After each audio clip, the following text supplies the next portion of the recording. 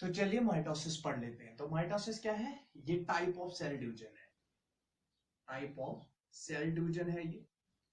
और इस वाली सेल डिवीजन में एक पैरेंटल सेल डिवाइड होती है दो डॉटर सेल्स में, लेकिन दो डॉटर सेल्स जो निकलती है उनका क्रोमोसोम नंबर सेम रहता है to that of parental cell. For example, अगर पैरेंटल सेल का क्रोमोसोम नंबर 46 है तो दो डॉटर सेल्स, इस पैरेंटल सेल से दो डॉटर सेल्स निकल गई और दोनों डॉटर सेल्स का क्रोमोसोम नंबर भी 46 रहेगा। तो इस वाले डिवीजन को हम माइटोसिस कहते हैं। और हम इसको पॉपुलरली क्या कहते हैं, एक नाम हम इसको देते हैं सोमैटिक डिवीजन भी हम इसको कहते हैं। सोमैटिक डिवीजन हम इसीलिए इसको कहते हैं क्योंकि सोमैटिक सेल्स जो हमारी बॉडी सेल्स होती है, हमारी बॉडी सेल्स में एक डिवीजन होता है जिसका नाम माइटोसिस होता है। वाइल एज हमारी बॉडी में जर्मिनल सेल्स भी होती है, लेकिन जर्मिनल सेल्स में माइटोसिस भी होता है और मियोसिस भी होता है। लेकिन हमारी जो बॉडी सेल्स होती है जिनको हम सोमैटिक सेल्स कहते हैं, सोमैटिक सेल्स में खाली कौन सा डिवीजन होता है? माइटोसिस हो जाता है। ये तो माइटोसिस की डेफिनेशन थी कि माइटोसिस वो वाला सेल डिवीजन है जिसमें एक पैरेंटल सेल डिवाइड होके दो डॉटर सेल्स बनाती है, लेकिन उन दोनों डॉटर सेल्स का क्रोमोसोम नंबर सेम रहता है to that of the parental cell. ये तो डेफिनेशन क्लियर हो गई यहां तक। अब इसके बाद हम चलते हैं कि जो माइटोसिस होता है, माइटोसिस भी दो फेजेस में होता है। एक तो इसका कौन सा फेज है? इंटरफेज। और दूसरा होता है इसका एम फेज। एम फेज और इंटरफेज दो फेज है माइटोसिस में, इंटरफेज और एम फेज। तो इंटरफेज जो होता है इसमें सेल क्या हो जाती है? सेल ग्रो हो जाती है, सेल ग्रोस, सेल ग्रो इसमें हो जाती है। इसीलिए हम इसको कहते हैं प्रेपरेटरी फेज, प्रेपरेटरी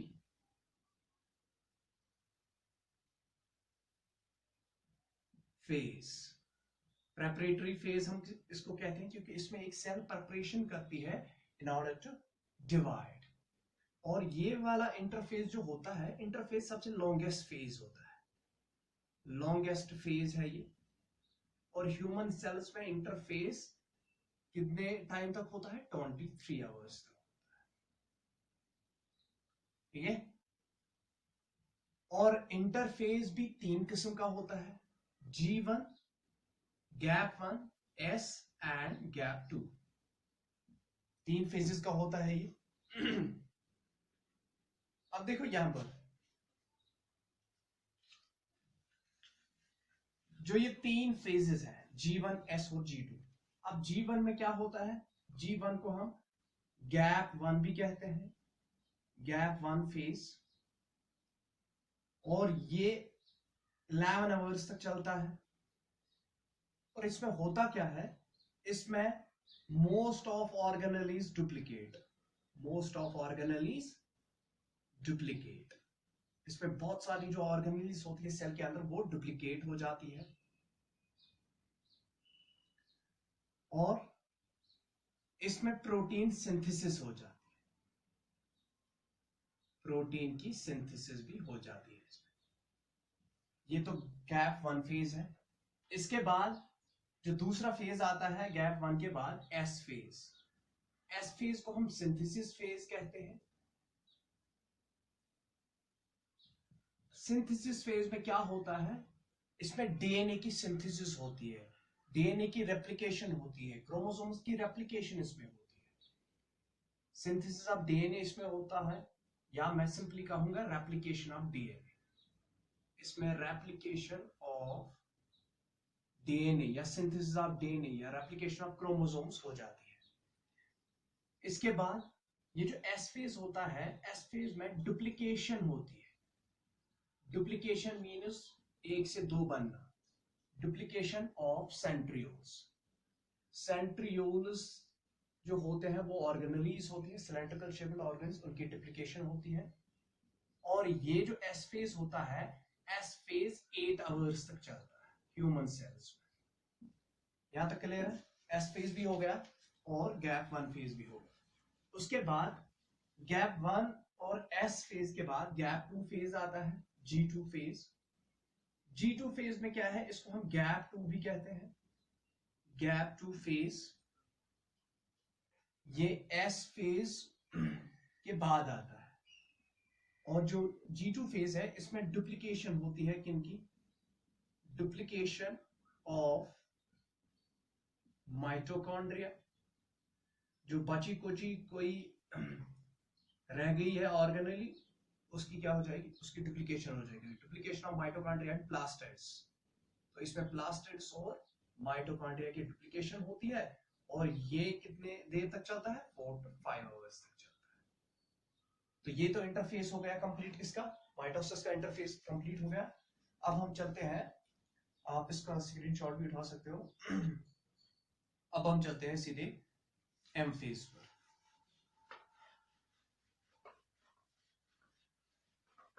अब देखो एम फेज में होता क्या है।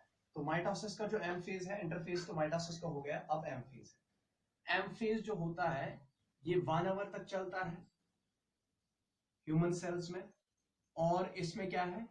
सेल डिवाइड हो जाती है, तो इसीलिए हम इसको एक्चुअल डिवीजन फेज भी कहते हैं, एक्चुअल डिवीजन फेज। और ये जो एम फेज होता है, एम फेज जो है, यहां पर मैं लिखूंगा M phase. M phase 2 phases में होता है। एक तो इसमें पहले क्या होता है? काइरोकाइनेसिस, और उसके बाद इसमें क्या होता है? साइटोकाइनेसिस। काइरोकाइनेसिस और साइटोकाइनेसिस इसमें होता है।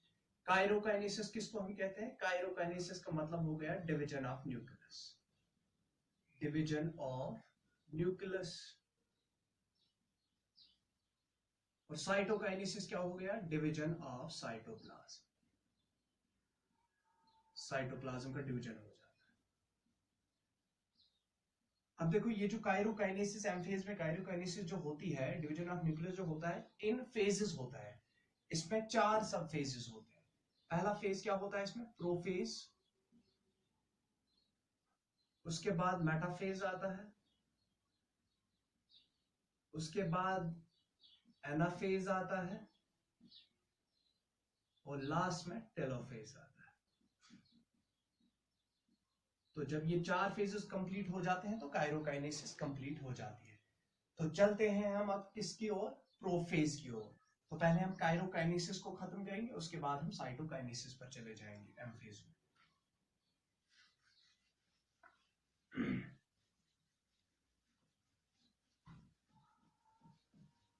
अब देखो प्रोफेज, प्रोफेज में होता क्या है? प्रोफेज में एक सेल के अंदर जो जेनेटिक मटेरियल होता है, जिसको क्रोमैटिन कहते हैं, न्यूक्लियस के अंदर क्रोमैटिन होता है। क्रोमैटिन मतलब जो क्रोमोसोम्स होते हैं, वो क्रोमैटिन उसकी क्या हो जाती है? Dehydration, dehydration of chromatin, dehydration of chromatin. चाहे डीएनए आप बोलो, क्रोमोसोम बोलो या क्रोमैटिन बोलो, उसकी डिहाइड्रेशन हो जाती है। तो डिहाइड्रेशन क्रोमैटिन की होगी। डिहाइड्रेशन मतलब वाटर लॉस हो जाना। जब ये वाटर लॉस हो जाता है तब जाके ये जो क्रोमैटिन है ये कंपैक्ट फॉर्म में आ जाता है। उस कंपैक्ट फॉर्म को हम क्या कहते हैं? क्रोमोसोम कहते हैं। तब हमें ये विजुअल, हम इसको माइक्रोस्कोप के जरिए तब देख सकते हैं जब ये फुल्ली कंपैक्ट हो जाएंगे। ये क्रोमैटिन इनटू किस में कंपैक्ट हो जाएंगे? Into rod like structures known as chromosomes. तब जाके हमें ये नजर आते हैं with the help of microscope.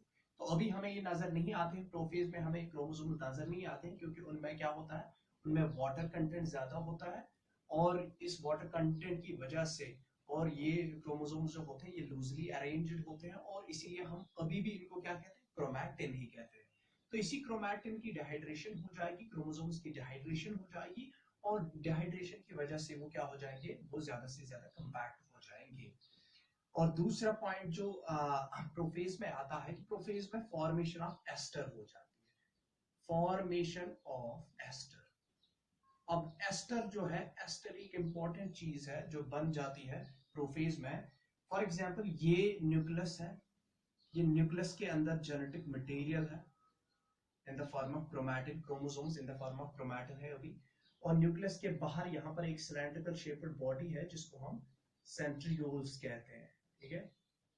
ये सेंट्रियोल्स सिंथेसिस फेज में, इंटरफेज के सिंथेसिस फेज में ये डुप्लीकेट हो जाते हैं और ये पेयर्ड हो जाते हैं, ऐसे बन गई दो, ठीक है। अब ये वाला सेंट्रियोल जो है, ये वाला सेंट्रियोल, ये जो पेयर है, ये पेयर यहां से बाहर की ओर प्रोड्यूस करेगा सम प्रोटीन रेज, ये प्रोटीन रेज बाहर की तरफ देता है, और इन प्रोटीन रेज की वजह से ये स्टार लाइक बन जाते हैं। ये क्या बन जाते हैं? these become the star like. अगर मैं थोड़ा सा इनको यहां बना दूं, ये स्टार लाइक बन जाता है। ये दूसरा सेंट्रियोल है, तो बन गई है star like appearance. Star like appearance इन सेंट्रियोल्स की बन गई, और ये जो स्टार लाइक अपीयरेंस, ये जो स्मॉल स्मॉल रेज निकल रही है इन सेंट्रियोल्स से, इन रेज को हम एस्ट्रल रेज कहते हैं। और ये एस्ट्रल रेज किन की होती है? ये बनी होती है, they are made up of proteins, ये प्रोटीन रेज होती है। एस्ट्रल रेज क्या होती है? ये प्रोटीन रेज होती है जो सेंट्रियोल से निकलती है, और इसी तरह यहाँ पर एक स्टार शेप्ड बॉडी बन जाती है। इस स्टार शेप्ड बॉडी को हम एस्टर कहते हैं। Now this is known as aster, star shaped body is known as aster. तो एस्टर बना होता है सेंट्रियोल्स का और प्रोटीन रेज का, ठीक है। अब उसके बाद जब ये एस्टर बन गया, अब ये एस्टर्स क्या करते हैं? ये मूव करते हैं टुवर्ड्स अपोजिट पोल्स। तो ये वाला एस्टर जो है ये यहां तक पहुंच जाएगा, और ये वाला एस्टर फॉर एग्जांपल यहां तक पहुंच जाएगा। तो ये एस्टर यहां की ओर जाएगा और ये एस्टर यहां की ओर जाएगा। तो तब जाके ये एक, फॉर एग्जांपल ये यहां पर आएंगे, एस्टर्स ऐसे हो जाएंगे, एस्टर दोनों साइड से ऐसे आएंगे। तो बीच में क्या है? बीच में अभी न्यूक्लियर मेम्ब्रेन तो इंटैक्ट है, अभी न्यूक्लियर मेम्ब्रेन ब्रेक नहीं हो गया, और न्यूक्लियर मेम्ब्रेन के अंदर क्या है? क्रोमोसोम्स है, बट लूजली अरेंज्ड है, जिनको हम क्रोमैटिन ही अभी कहते हैं। ये तो एस्टर्स आ गए अपोजिट एंड्स पर। अब इसके बाद क्या हो जाएगा? अब इसके बाद जब ये moving of asters towards opposite poles पर ये जाते हैं। इसके बाद प्रोफेज में क्या होता है? प्रोफेज में न्यूक्लियर मेम्ब्रेन ब्रेक हो जाती है, जो न्यूक्लियर मेम्ब्रेन है वो अब ब्रेक होने लगेगी, nuclear membrane will start to break. तो एस्टर यहां पर है, अब ये न्यूक्लियर मेम्ब्रेन ब्रेक हो रही है, तो दैट मींस क्रोमोसोम्स अब क्या हो रहे हैं? नेकेड हो रहे हैं, क्रोमोसोम्स एक्सपोज हो रहे हैं। तो जब न्यूक्लियर मेम्ब्रेन कंप्लीटली ब्रेक हो गई, प्रोफेज में न्यूक्लियर मेम्ब्रेन ब्रेक हो जाती है, तो मैं लिखूंगा यहां पर न्यूक्लियर मेम्ब्रेन ब्रेक्स। तो न्यूक्लियर मेम्ब्रेन डिसअपियर होने लगती है, वो स्टार्ट्स टू ब्रेक हो जाती है इन प्रोफेज में। और उसके बाद न्यूक्लियस के अंदर एक और स्ट्रक्चर होता है जिसको हम न्यूक्लियोलस कहते हैं। न्यूक्लियोलस भी गायब हो जाता है, न्यूक्लियोलस डिसअपियर्स, तो न्यूक्लियोलस भी खत्म हो गया। अब इसके बाद हो जाता है स्पाइंडल फॉर्मेशन। प्रोफेज में स्पाइंडल फॉर्मेशन हो जाता है। अब देखो स्पाइंडल फॉर्मेशन क्या चीज है, स्पाइंडल फॉर्मेशन क्या है? तो यहां पर मैं दिखाऊंगा, ये फॉर एग्जांपल ये एस्टर है, और यहां पर भी एस्टर है, अपोजिट एंड्स पर एस्टर है। अब एस्टर से स्पाइंडल फाइबर्स निकलते हैं, ऐसे ऐसे लॉन्ग थ्रेड्स, माइक्रोट्यूब्यूल्स इनसे निकलते हैं, एस्टर से, सेंट्रियोल से माइक्रोट्यूब्यूल्स निकलते हैं, ठीक है। तो ये माइक्रोट्यूब्यूल्स क्या बना देते हैं? ये एक स्पाइंडल बना देते हैं, इसको हम स्पाइंडल कहते हैं।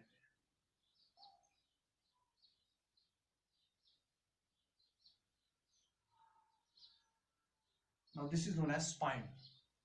अब ये जो स्पाइंडल बन गया, स्पाइंडल किसने बनाया?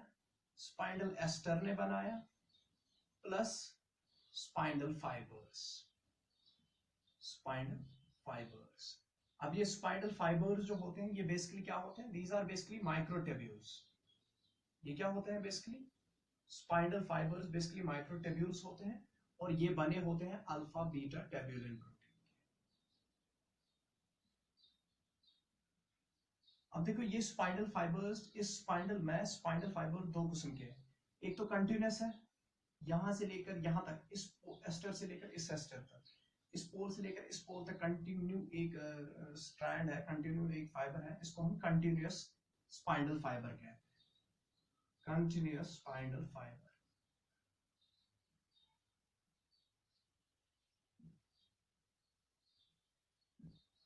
और इनको हम क्या कहते हैं? जो यहां पर है इनको हम डिसकंटिन्यूस स्पाइनल फाइबर्स कहते हैं।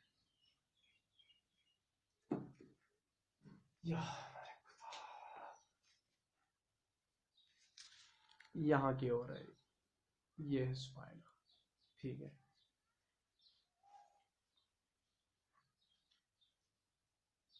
मिनट्स। तो अब देखो यहां पर मैं स्पाइनल जो है, स्पाइनल में दो तरीके के फाइबर्स होते हैं। एक तो होता है कंटिन्यूस फाइबर्स और दूसरे होते हैं डिसकंटिन्यूस फाइबर्स। ये मैं स्पाइनल यहां पर बना देता हूं, तो प्रोफेज में लास्ट में क्या बन जाता है? एक स्पाइनल बन जाता है। फॉर एग्जांपल ये एस्टर है, यहाँ पर एस्टर है,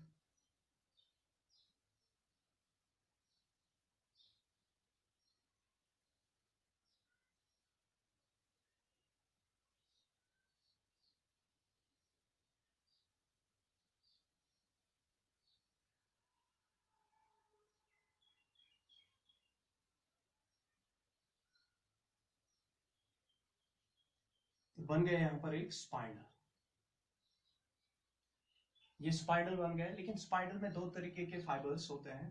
एक तो होता है ये बीच वाला जो कंटिन्यूस है, इस एस्टर, इस पोल से लेकर इस पोल तक, इस एस्टर से लेकर उस एस्टर तक, तो इसका हम कंटिन्यूस फाइबर कहते हैं, कंटिन्यूस स्पाइनल फाइबर।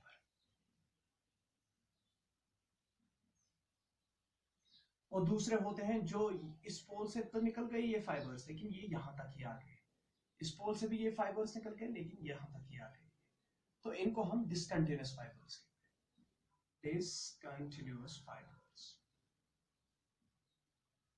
ये हो गए डिसकंटिन्यूस फाइबर्स, ठीक है। तो एक स्पाइनल बन गया यहाँ पर, जो स्पाइनल बन गया, ये स्पाइनल किसने बनाया है? एक एस्टर ने बना दिया, एस्टर ने, ये एस्टर है यहाँ पर,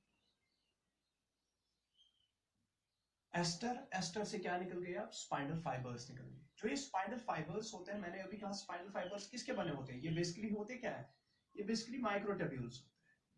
स्पाइनल फाइबर्स बेसिकली माइक्रोट्यूब्यूल्स होते हैं, these cylindrical shaped structures होते हैं और बने होते हैं अल्फा बीटा ट्यूबुलिन प्रोटीन के, ठीक है। ये तो हो गया।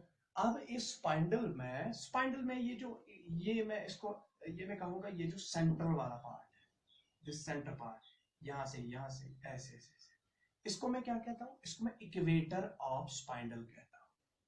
तो अगर मैं यहां पर डॉटेड कर दूं, ये बन गया equator of spindle, equator of spindle, ठीक है। तो इसको हम कहते हैं इक्वेटर, इक्वेटर ऑफ स्पाइंडल, यहां इसका नाम दिया गया है मेटाफेज पैलेट, मेटाफेज पैलेट भी हम इसको कभी कभार कहते हैं, मेटाफेज में अभी मैं कहूंगा। तो इक्वेटर ऑफ स्पाइंडल है ये, ठीक है। अब देखो हो क्या जाएगा।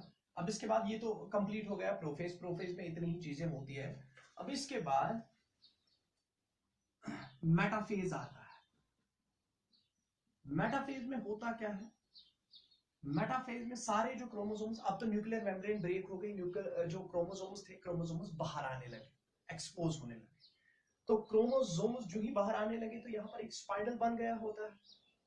तो वो क्रोमोसोम्स अब कैसे अब हमें नजर आते हैं जब हम माइक्रोस्कोप में देखते हैं मेटाफेज में, देखो माइक्रोस्कोप के जरिए क्रोमोसोम्स को देखते हैं तो क्रोमोसोम्स ऐसे हमें नजर आते हैं, रॉड लाइक स्ट्रक्चर्स। तो रॉड लाइक स्ट्रक्चर जो क्रोमोसोम्स का है वो किस स्टेज में हमें देखने को मिलेगा? मेटाफेज में। रॉड लाइक स्ट्रक्चर्स हमें नजर आते हैं किस पर? मेटाफेज में। क्रोमोसोम्स हमें देखने को कहां मिलेंगे? मेटाफेज में। तो क्रोमोसोम्स मैं लिखूंगा यहाँ पर, क्रोमोसोम्स आर विजिबल। क्रोमोसोम्स क्या होते हैं? Are visible. वो हमें आसानी से अब दिखाई देते हैं थ्रू माइक्रोस्कोप।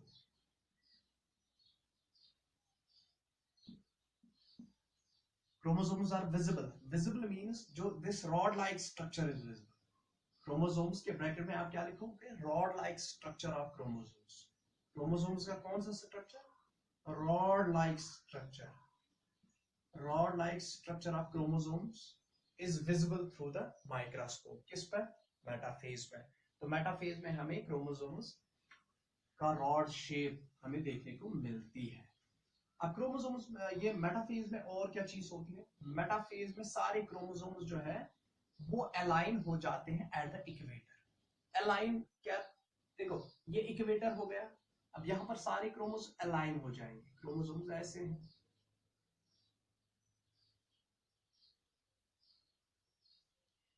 क्रोमोसोम अलाइन हो गया यहां पर, और एक क्रोमोसोम है यहां पर बना दूंगा। देखो सारे क्रोमोसोम्स अलाइन हो जाएंगे अब इक्वेटर पर।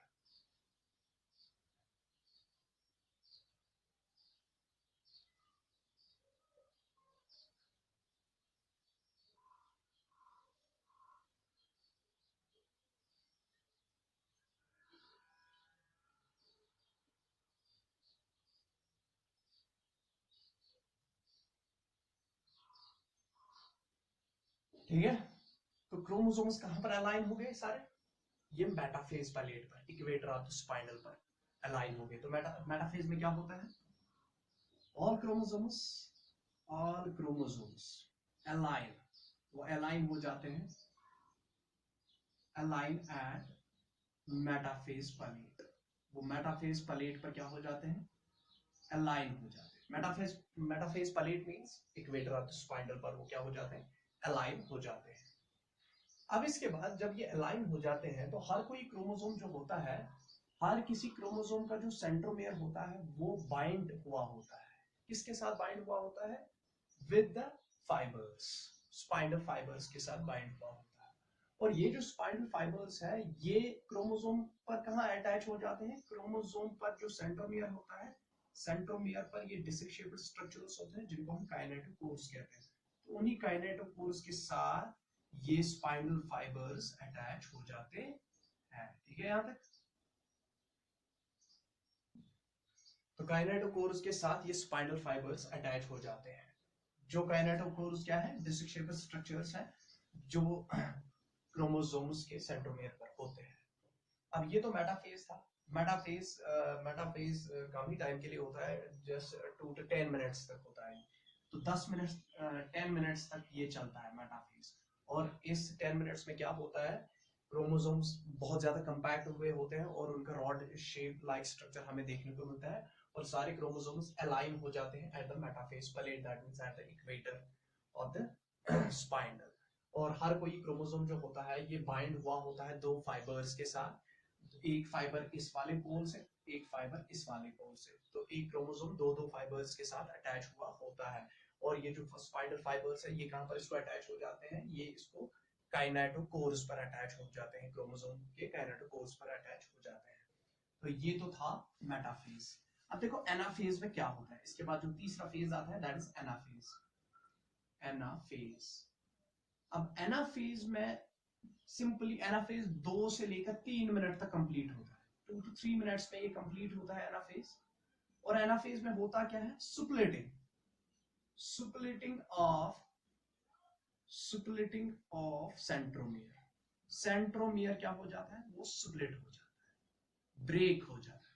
अब देखो ये ऐसे है, अभी मैं यहां पर दिखाऊंगा आपको, मैं एक दिखाऊंगा आपको कैसे सुप्लेट होता है। बस ये एक सेंट्रोमियर है, ये क्रोमोसोम है, ये क्रोमैटिड्स है, इसके ऊपर आर्म्स, 4 आर्म्स मतलब 2 क्रोमैटिड्स, ठीक है। ये एक सेंट्रोमियर है। अब सेंट्रोमियर क्या हो जाएगा, एनाफेज में स्प्लिट हो जाएगा। तो इसकी स्प्लिटिंग ऐसे हो जाती है, ये ब्रेक हो जाता है, ऐसे हो गया ये स्प्लिट, ठीक है। जो ये स्प्लिट हो जाता है तो ये एक क्रोमोसोम अभी तक था, तो ये एक क्रोमोसोम 2 क्रोमैटिड्स में डिवाइड हो जाता है, ऐसे ही डिवाइड हो जाएगा, 2 क्रोमैटिड्स में डिवाइड ये हो जाएगा।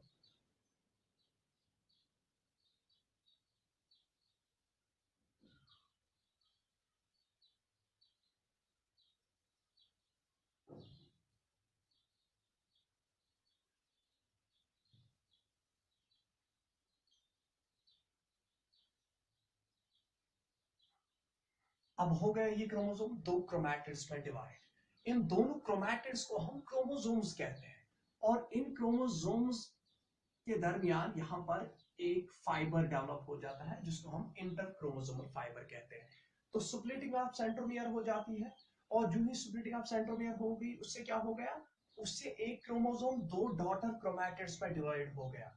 Chromosome divides into, chromosome divides into 2 daughter chromatids, 2 daughter chromatids में वो डिवाइड हो गया।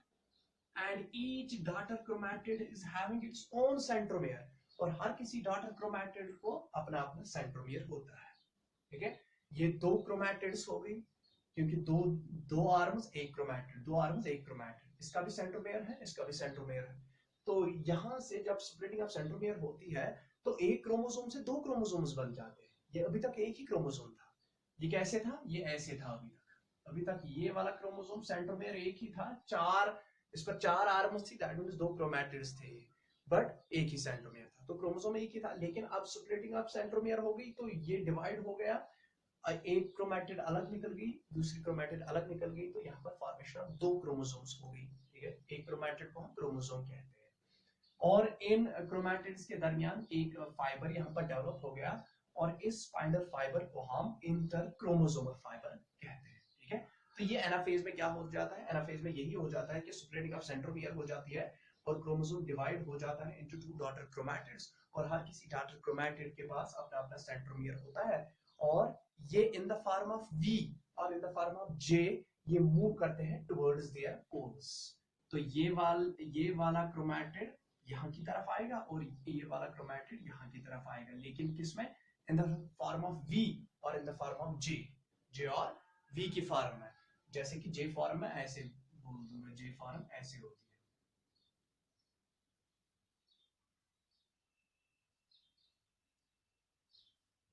है, ऐसी थोड़ी सी, ऐसे थोड़ी सी, ठीक है। तो J और V फॉर्म में ये कहां तक मूव करेंगे, दे विल मूव, हाँ क्रोमैटिड्स। अब क्रोमैटिड्स क्या होंगी, क्रोमैटिड्स मूव इन V और J form towards respective poles, अपने अपने पोल्स, हाँ टुवर्ड्स रेस्पेक्टिव पोल्स, अपने अपने पोल्स पर वो चली जाएंगी, टुवर्ड्स रेस्पेक्टिव पोल्स, ठीक है। यहां तक क्लियर है, okay? अब देखो यहां पर क्या है, अब जो ही ये अपने अपने रेस्पेक्टिव पोल्स पर आ जाएंगे सारे क्रोमैटिड्स, तो दैट मींस अभी तक मेरे पास 46 क्रोमोसोम्स थे, लेकिन अब 46 क्रोमोसोम्स की स्प्लिटिंग हो गई, तो 23 यहां गए, 23 वहां आ गए, या 46 में यहां आ गए, 46 वहां आ गए, क्योंकि देखो ऐसे ऐसे मेरे 46 क्रोमोसोम्स ऐसे थे अभी तक, लेकिन हर किसी क्रोमोसोम का अपना ये था, एक क्रोमोसोम से 2 निकल गए, तो दैट मींस 46 क्रोमोसोम से कितने निकल जाएंगे, 46 यहाँ, 46 यहाँ, ठीक है। तो इसके बाद क्या होता है, telophase. Telophase telophase last phase होता है। टेलोफेज में होता क्या है, ये है, telophase is opposite to prophase. जो प्रोफेज में चेंजेस आती है वो रिवर्स हो जाती है टेलोफेज में। टेलोफेज में क्या हो जाता है, ये सारे क्रोमैटिड्स जो होते हैं, ये सारे क्रोमैटिड्स आधे इस पोल पर आ गए, आधे इस वाले पोल पर आ गए, तो उसके बाद क्या होने लगता है, उसके बाद हाइड्रेशन, उसमें डिहाइड्रेशन प्रोफेज में होती थी, इसमें हाइड्रेशन हो जाएगी। हाइड्रेशन ऑफ क्रोमोसोम्स, क्रोमोसोम्स को पानी नसीब होता है, हाइड्रेशन ऑफ क्रोमोसोम्स, उससे ये लूजली अरेंज हो जाते हैं। और उसके बाद क्या हो जाता है, उसके बाद न्यूक्लियर मेम्ब्रेन बन जाती है, nuclear membrane formation, nuclear membrane forms. और न्यूक्लियर मेम्ब्रेन कहां से फॉर्म होती है, एंडोप्लाज्मिक रेटिक्यूलम से, ये आप याद रखोगे। उसके बाद न्यूक्लियोलस, न्यूक्लियोलस भी फॉर्म होता है, न्यूक्लियोलस फॉर्म्स। और न्यूक्लियोलस कहां से फॉर्म होता है, एनओआर रीजन, और ये आप याद रखोगे NOR region of chromosome. Chromosome की जो सेकेंडरी कंस्ट्रक्शन होती है वहां पर एनओआर रीजन होता है, तो उसी से क्या बनता है, न्यूक्लियोलस बन जाता है। और उसके बाद क्या हो जाएगा, जो स्पाइंडल था, स्पाइंडल फाइबर्स डिसॉल्व हो जाएंगे, spindle fibres dissolve, spindle fibres खत्म हो जाएंगे, और वहां पर फिर से सेंट्रोस्फीयर बन जाएगा, सेंट्रियोल्स बन जाएंगे, स्पाइंडल फाइबर्स डिसॉल्व। ये तो टेलोफेज हो गया, ठीक है, ये टेलोफेज हो गया, ये तो न्यूक्लियर डिवीजन कंप्लीट हो गया। अब हम चलते हैं साइटोकाइनेसिस पर। तो एम फेज का काइरोकाइनेसिस कंप्लीट हो गया है। Now we will move towards the towards the cytokinesis. आप इसका जल्दी से स्क्रीनशॉट ले लें। चलिए अब यहां पर हम चलते हैं साइटोकाइनेसिस पर। साइटोकाइनेसिस, तो ये भी एम फेज का ही एक फेज है, एक स्टेज है एम फेज का ही। Cytokinesis means division of cytoplasm, division किसका हो रहा है, साइटोप्लाज्म। लेकिन देखो ये साइटोकाइनेसिस कब स्टार्ट होती है, ये ड्यूरिंग मेटाफेज स्टार्ट होती है। साइटोकाइनेसिस स्टार्ट्स कब, ये स्टार्ट होती है, starts at metaphase, metaphase of karyokinesis. Karyokinesis के मेटाफेज पर ही साइटोकाइनेसिस शुरू हो जाती है, डिवीजन ऑफ साइटोप्लाज्म शुरू होने लगता है कब, मेटाफेज पर। तो देखो मेटाफेज पर स्पाइंडल बना हुआ होता है, स्पाइंडल ऐसे बना हुआ होता है, ठीक है ना, ये मेटाफेज का स्पाइंडल में बना रहा।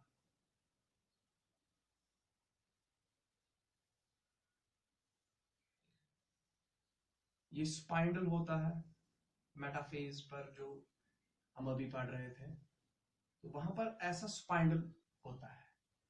लेकिन स्पाइंडल के बीच में, स्पाइंडल के इक्वेटर में, यहां पर तो क्रोमोसोम्स हो गए, ये क्रोमोसोम्स रहे ऐसे, लेकिन स्पाइंडल के बीचों बीच इक्वेटर पर एक साइटोप्लाज्म का एक डेंस मटेरियल, एक डेंस मटेरियल या डेंस बॉडी एक बन जाती है, जिसको हम साइटोप्लाज्मिक डेंस मटेरियल भी कहते हैं। तो एक मिडल बॉडी बन जाती है। तो जो ही साइटोकाइनेसिस हो जाता है, एक साइटोप्लाज्म का एक डेंस सा, एक साइटोप्लाज्म कंस्ट्रिक्ट हो जाता है, वो डेंस हो जाता है कहां पर, at the equator of the spindle. तो इक्वेटर ऑफ द स्पाइंडल पर एक बॉडी, डेंस मटेरियल बॉडी बन जाती है, जिसको हम मिडल बॉडी भी कहते हैं, मिडल बॉडी। तो मिडल बॉडी बन जाती है, लेकिन ये मिडल बॉडी किसकी बनी होती है, it is made up of cytoplasm. ये साइटोप्लाज्म की एक डेंस बॉडी होती है, साइटोप्लाज्म डेंस बॉडी, जिसको हम मिडल बॉडी कहते हैं। और ये कहां पर अपीयर हो जाती है, ये इक्वेटर पर अपीयर हो जाती है। तो जो ही ये इक्वेटर ऑफ द स्पाइनल पर अपीयर हो गई, उसके बाद क्या होने लगता है, उसके बाद जब एनाफेज आ जाता है, तो उसके बाद यहाँ पर क्या होती है, ये जो मेम्ब्रेन होती है, ये सेल मेम्ब्रेन है, ये सेल की मेम्ब्रेन है। तो सेल की मेम्ब्रेन भी कंस्ट्रिक्ट हो जाती है, और कंस्ट्रिक्ट ये ऐसे हो जाती है, इसमें जो माइक्रोफिलामेंट्स होते हैं, माइक्रोट्यूब्यूल्स और माइक्रोफिलामेंट्स, जो माइक्रोफिलामेंट्स जो होते हैं यहाँ साइटोप्लाज्म में, वो कंस्ट्रिक्ट हो जाते हैं। वो जब कंस्ट्रिक्ट हो जाए तो ये जो प्लाज्मा मेम्ब्रेन है, ये प्लाज्मा मेम्ब्रेन ऐसे कंस्ट्रिक्ट होती है, इसमें ऐसे डिप्रेशन आएगा, ऐसे, ये ऐसे डिप्रेस हो जाती है अंदर की ओर, ठीक है। देखो अब प्लाज्मा मेम्ब्रेन भी क्या होगी, प्लाज्मा मेम्ब्रेन ने भी डिप्रेशन कर दिया, और डिप्रेशन वैसा ही डिप्रेशन, तो जो इक्वेटर है स्पाइनल का, इक्वेटर ऑफ स्पाइंडल की ओर ये डिप्रेस हो गई, ठीक है, क्यों कैसे ये डिप्रेस हो गई, क्योंकि इसमें जो माइक्रोफिलामेंट्स होते हैं, माइक्रोफिलामेंट्स कंस्ट्रिक्ट हो जाते हैं, और वो ऐसा कंस्ट्रिक्ट हो जाते हैं, वो मिडल बॉडी जहां पर बनी है उसी की उसी के अकॉर्डिंगली वो कंस्ट्रिक्ट हो जाते हैं। तो प्लाज्मा मेम्ब्रेन भी उसी के अकॉर्डिंग कंस्ट्रिक्ट होगी। तो बीच में यहाँ पर एक डिप्रेशन बन जाता है, एंड दिस डिप्रेशन, जो यहाँ पर एक डिप्रेशन बन गया, प्लाज्मा मेम्ब्रेन ऐसे कंस्ट्रिक्ट होगी और यहाँ पर एक डिप्रेशन सा बन गया, तो इस डिप्रेशन को हम फरो कहते हैं। This is known as furrow. तो फरो फॉर्मेशन हो जाती है साइटोकाइनेसिस में। क्या होती है? फरो फॉर्मेशन होती है। तो पहले साइटोकाइनेसिस में क्या हो गया? साइटोकाइनेसिस में पहले एक मिडल बॉडी डेवलप होगी at the equator of the spinal, और ये मिडल बॉडी किसकी बनी होती है? ये बेसिकली साइटोप्लाज्म का एक साइटोप्लाज्म डेंस हो जाता है, और वो एक टाइप ऑफ बॉडी बनाते हैं जिसको हम मिडल बॉडी कहते हैं, और वो मिडल बॉडी कहाँ पर अपीयर हो जाती है? स्पाइनल के इक्वेटर पर। उसके बाद जो प्लाज्मा मेम्ब्रेन होती है, प्लाज्मा मेम्ब्रेन के आसपास जो साइटोप्लाज्म होता है, उसमें जो माइक्रोफिलामेंट्स होते हैं, वो क्या करते हैं, या इंटरमीडिएट फिलामेंट्स होते हैं, या माइक्रोफिलामेंट्स होते हैं, वो कंस्ट्रिक्ट हो जाते हैं। ठीक है, और वो कंस्ट्रिक्ट जब हो जाते हैं तो उससे क्या हो जाती है? प्लाज्मा मेम्ब्रेन कंस्ट्रिक्ट हो जाती है। और ये कंस्ट्रक्ट ऐसे हो जाती है कि जैसे जहाँ की, और ये मिडल बॉडी स्पाइनल, जहाँ पर ये मिडल बॉडी है उसी के अकॉर्डिंगली ये डिप्रेस हो जाती है प्लाज्मा मेम्ब्रेन, और ये एक यहाँ पर एक फरो सा बना देती है। ठीक है, एक फरो बना देती है, और उसके बाद ये फरो नीचे और डीपर एंड डीपर हो जाता है टुवर्ड्स द एनाफेज। ये डीपर एंड डीपर हो जाता है ये फरो, जब एनाफेज तक पहुंच जाता है ये डीपर एंड डीपर हो जाता है, और ये साइटोप्लाज्म को डिवाइड कर लेता है। तो यहाँ पर एक सेल आ गई और यहाँ पर एक सेल आ गई। ठीक है, तो साइटोकाइनेसिस कैसे होती है? By furrow formation. साइटोकाइनेसिस, जो साइटोप्लाज्म डिवाइड हो जाता है, वो कैसे हो जाता है? बाय फरो फॉर्मेशन से वो डिवाइड हो जाता है। कौन? साइटोप्लाज्म बाय फरो फॉर्मेशन से डिवाइड होता है। और लेकिन फरो फॉर्मेशन कैसे होती है? पहले मिडिल बॉडी अपीयर हो जाती है, उसके बाद मिडिल बॉडी जब अपीयर हो गई तो at the equator of the spinal, उसके बाद जो प्लाज्मा मेम्ब्रेन है वो भी क्या हो जाती है? वो भी कंस्ट्रिक्ट हो जाती है। और कैसे कंस्ट्रिक्ट हो जाती है? टुवर्ड्स द मिडिल बॉडी को कंस्ट्रिक्ट हो जाती है, और बीच में एक डिप्रेशन आ जाता है, that is known as furrow. और ये फरो फिर आगे आगे जाके ज्यादा डीप हो जाता है, और यहाँ पर ये फिर दो सेल्स बन जाती है। तो ये तो कंप्लीट माइटोसिस था। It's a complete mitosis.